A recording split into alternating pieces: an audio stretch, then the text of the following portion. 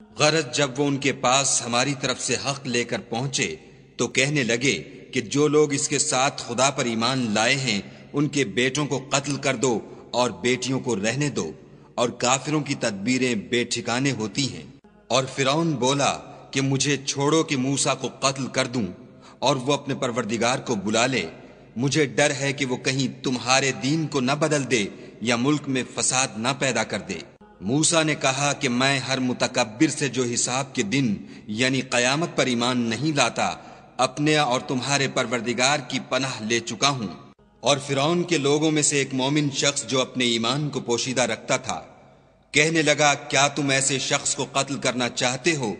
جو کہتا ہے کہ میرا پروردگار خدا ہے، اور وہ تمہارے پاس تمہارے پروردگار کی طرف سے نشانیاں بھی لے کر آیا ہے، اور اگر وہ جھوٹا ہوگا تو اس کے جھوٹ کا ضرر اسی کو ہوگا، اور اگر سچا ہوگا تو کوئی سا عذاب جس کا وہ تم سے وعدہ کرتا ہے تم پر واقع ہو کر رہے گا۔ بے شک خدا اس شخص کو ہدایت نہیں دیتا جو بے لحاظ جھوٹا ہے۔